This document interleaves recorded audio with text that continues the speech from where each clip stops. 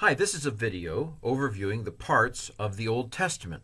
Now, what do I mean by the Old Testament? Well, the Old Testament, for Christians, in the Christian Bible, the Old Testament gives us the lead up and the precursor to Jesus, whom Christians believe is not only the Messiah, the anointed one of God, but also we believe he is God himself come to earth. That is not entirely clear in the Old Testament. There's an old saying that the New Testament is in the Old concealed and the Old is in the New revealed. There's a sense in which the New Testament gives us the rest of the story. The New Testament gives us the kind of inspired lens through which to read the Old Testament. In that sense, the Jewish Bible and the Old Testament may have pretty much the same books in them, but the perspective on the Old Testament is a little different when you look at it from a Christian perspective. By the way, there are some Christians who have extra books from a Protestant perspective. They have extra books in the Old Testament. They have more books than the Jewish Bible has in them, and that say a Methodist Old Testament has in them. So if you're a Roman Catholic or you're Greek Orthodox or Coptic or Ethiopian, there are certain Christian traditions that have, from a Protestant perspective, they have extra books in them. Of course, from a Catholic perspective, it's we Protestants who have fewer books in our Bible than we should. There are some Protestants, like Episcopalians, who actually have those books in them as well. But if you're a Protestant, that is someone like a Lutheran or Reformed or Baptist or Methodist, then the books that you have in your Old Testament are the same books that are in the Jewish Old Testament. But again, of course, the Jews don't call it the Old Testament, do they? Because it's not old for them. It's the Testament, so to speak. Well, interestingly, though, the order of the books in the Jewish Bible is a little different from the order, the way things are ordered in Christian Old Testaments. And so I want to give you the order of the books in the Protestant Christian Old Testament. Okay, so the Christian Old Testament. The first part of the Christian Old Testament is the law, the Torah, the Pentateuch. Pentateuch means 5 scrolls because there are 5 books in it, as we'll see in a second. Then the second part of the Christian Old Testament are the historical books. This is what we might call them. That's basically Joshua through Esther. Now, in the Jewish Bible, these are called the former prophets, but I won't go into that. I'll try to discipline myself. Then in the Christian Old Testament, the next group of books are the poetic books. These tend to be poetic, surprisingly, and they are from Job to a book called Song of Songs or Song of Solomon. And then lastly, there are the prophets. These are Isaiah through Malachi. So there are 4 basic sections to the Christian Old Testament.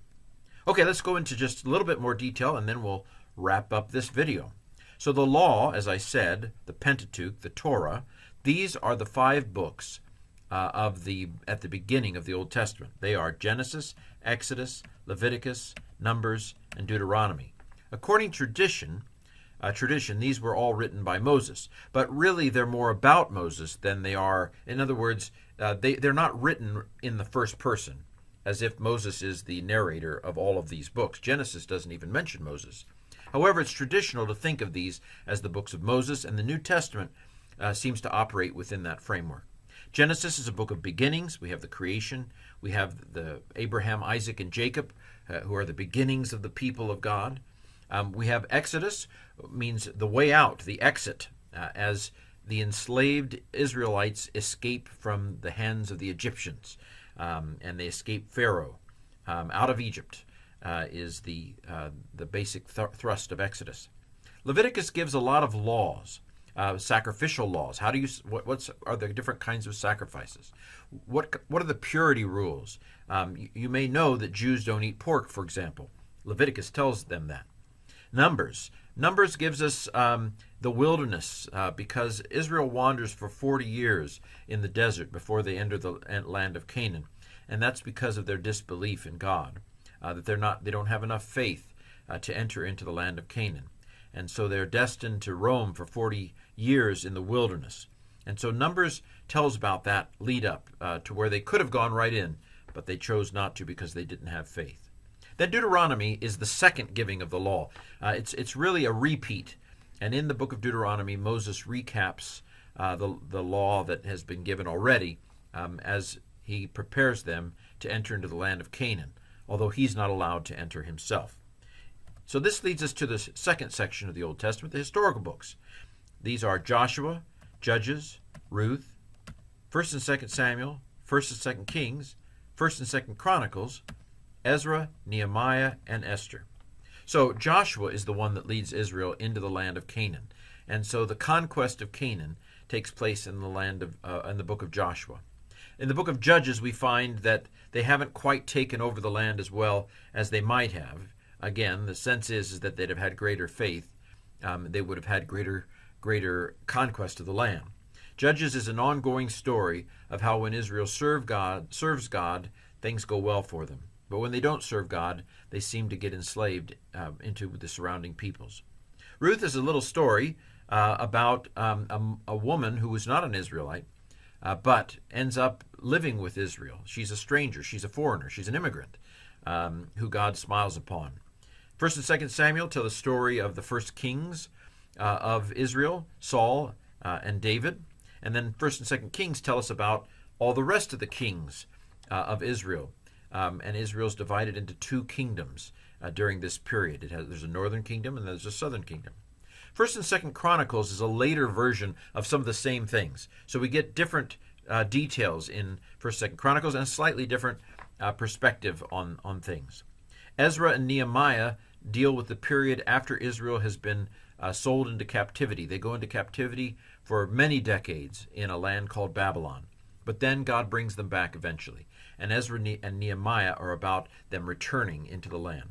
Book of Esther is a lovely story set in Persia of a woman, an Israelite woman, a Jew, who comes to become one of the king's queens, maybe even the best of the queens, maybe the only queen.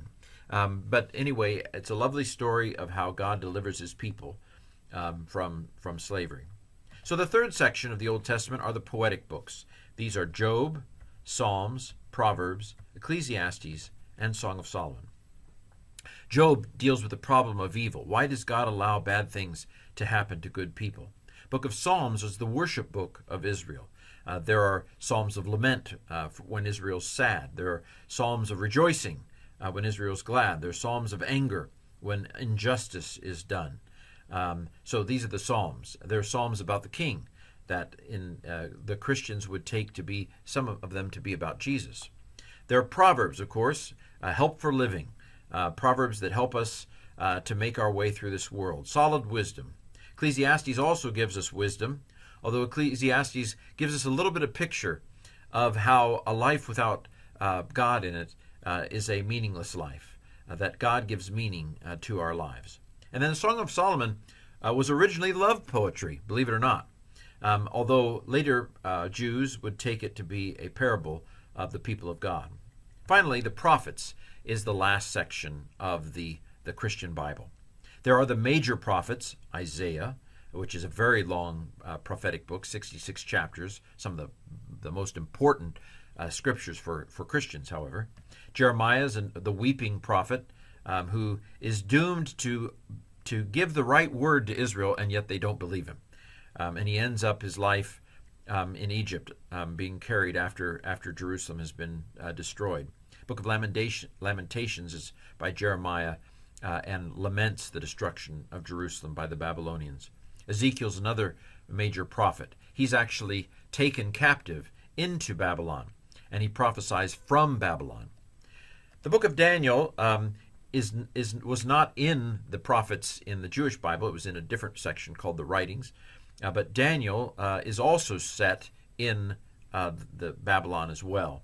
And Babylon is somebody who's faithful. Daniel is somebody who is faithful to God, even though he's in Babylon. Then we have the 12, sometimes called the minor prophets. And that's not because they're less important necessarily, but they're shorter than these other prophets. The 12 include, and I've grouped them by twos to get them on one slide, Hosea, Joel, Amos, Obadiah, Jonah, Micah, Nahum, Habakkuk, Zephaniah, Zechariah, Haggai, Malachi. And those are the books of the Old Testament. These prophets, some of them prophesied before Israel was taken into captivity. Some of them prophesied during the time of the Babylonian captivity or near the end of it, and then, of course, some prophesied after the Babylonian captivity. Not many of these were during the Babylonian captivity, mainly Ezekiel and Daniel. Okay, these are the books of the Old Testament, and I hope you have a lovely walk through the Old Testament if you're taking this as part of a course. What a privilege it is to get college credit while studying the Bible.